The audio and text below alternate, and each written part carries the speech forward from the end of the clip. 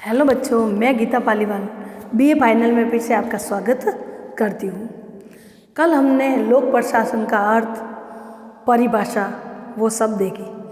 आज हम पढ़ेंगे लोक प्रशासन का क्षेत्र, यानी लोक प्रशासन का कितना फैला हुआ है, कहाँ तक फैला हुआ है। वो अलग अलग उनके रूप बताए, अलग अलग उनके दृष्टिकोण बनाए हैं। लोक प्रशासन या लोगों का शासन, लोगों का शासन, लोकतंत्र में लोगों का शासन। लोक प्रशासन यानी लोगों का प्रशासन, लोगों के द्वारा सेवा करना। डॉक्टर, वकील,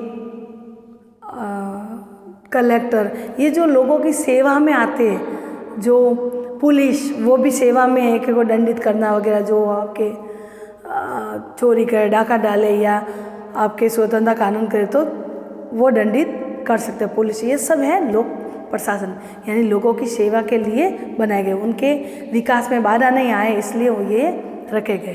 तो उनका क्षेत्र कहाँ तक फैला है, तो आज हम पढ़ेंगे लोक प्रशासन का क्षेत्र। तो लोक प्रशासन के क्षेत्र के संबंध में मोटे रूप में 4 दृष्टिकोण बताए गए हैं। 4 दृष्टिकोण। पहला, किसी विचार का, बहुत सारे विचारक अलग अलग दृष्टि से देखते हैं। तो कुछ विचारक कह रहे हैं कि लोक प्रशासन का दृष्टिकोण व्यापक दृष्टिकोण है, इनका क्षेत्र व्यापक दृष्टिकोण। वो कह रहे हैं कि सिर्फ कार्यपालिका, स्थायी कार्यपालिका ही कार्य नहीं कर रही है, उसमें सरकार के तीनों अंग भी कार्य कर रहे हैं। कार्यपालिका, व्यवस्थापिका और न्यायपालिका, ये तीनों भी कर रहे हैं, क्योंकि कानून कौन बनाता है? व्यवस्थापिका। लागू कौन करता है? कार्यपालिका। और न्याय कौन करता है? उसकी रक्षा न्यायपालिका।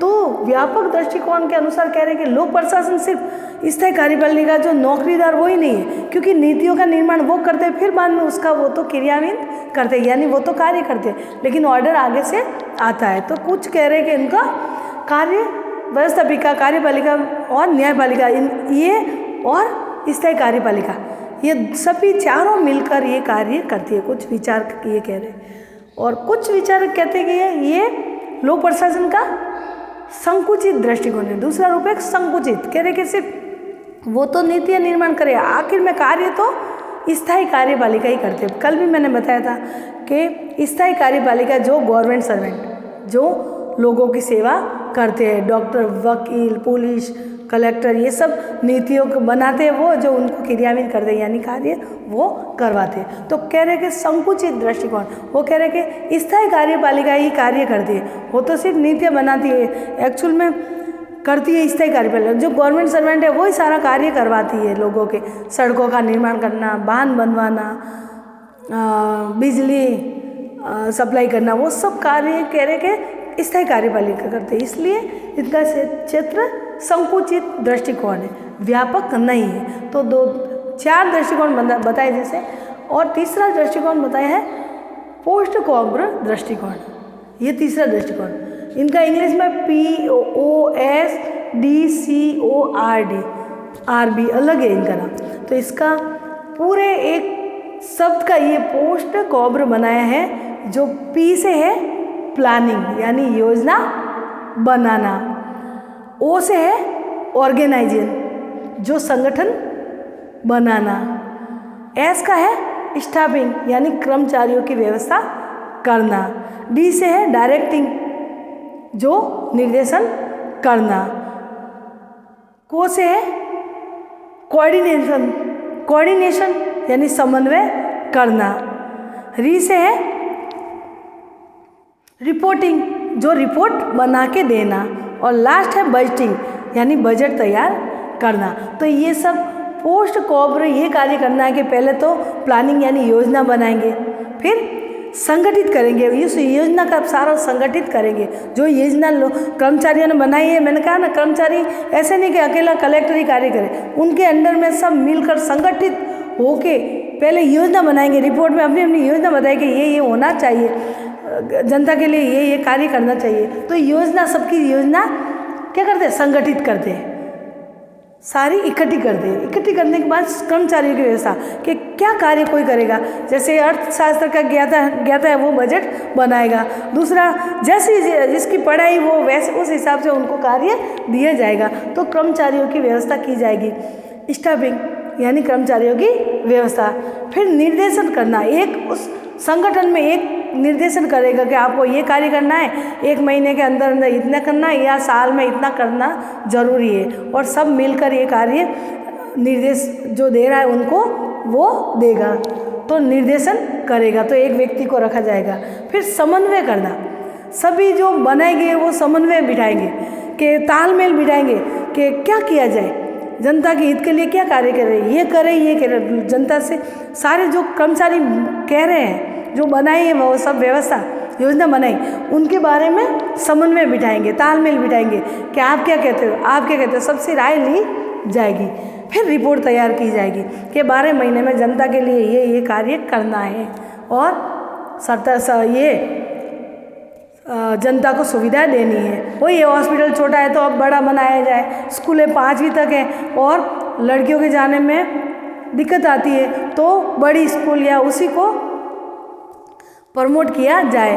तो ये है कि वो बड़ी स्कूल 12 तक बनाई जाए, तो वो ऐसे सब समन्वय बनाने के रिपोर्ट देनी पड़ेगी, ये कार्य इतना होना चाहिए, ये लोगों की समस्या वो इतने दिनों में पूरी होनी चाहिए।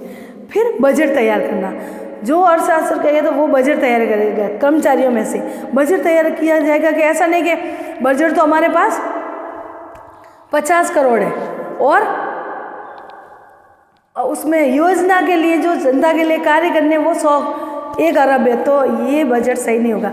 उसी अकॉर्डिंग जो प्लानिंग योजना बनाएंगे, संगठित बनाएंगे, कर्मचारियों की व्यवस्था करेंगे, निर्देशन करेंगे, समन्वय बिठाएंगे, रिपोर्ट बनाएंगे, फिर बजट तैयार करेंगे।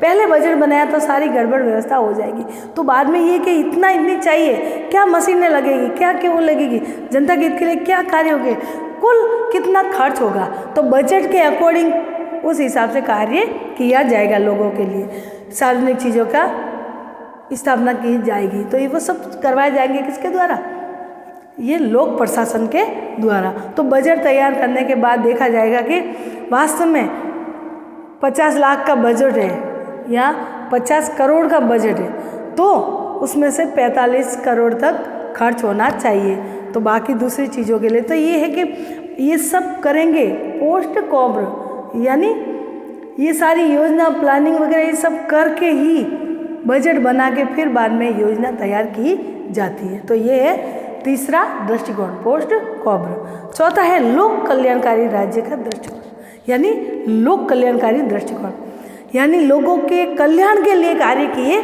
जाएंगे। संकुचित व्यापक देखा, ज़्यादा लोग करते इसमें ज़्यादा कार्यपालिका, व्यवस्थापिका और न्यायपालिका। संकुचित यानी कम लोग ही कार्य करते हैं, ये अलग अलग दृष्टिकोण है। पोस्ट कॉब्र यानी ये सारे व्यवस्था होनी चाहिए, ये सब होंगे तब जाके लोक प्रशासन के लिए हित के लिए कार्य होगा या लोक प्रशासन अच्छे से कार्य कर पाएगी। अगर पोस्ट कॉब्र की ये सारी नहीं बनी योजना वगैरह तो कार्य संभव नहीं है। तो चौथा इसका दृष्टिकोण लोक कल्याणकारी दृष्टिकोण, लोगों के कल्याण के लिए कार्य करना। किसके क्षेत्र में, उसके विकास में, क्षेत्र में लोग विकास करें, देश भी विकास करे, उसके लिए लोक प्रशासन यानी जो प्रशासन संभालता है, जो सिविल सेवा में है वो सब प्रशासन कहलाएंगे। सिविल सेवा में डॉक्टर, इंजीनियर, जो है ये वकील, सारे ये जो समाज सेवा, पुलिस जो समाज की सेवा करता है, उनके लोगों के लिए सेवा करता है, वही है।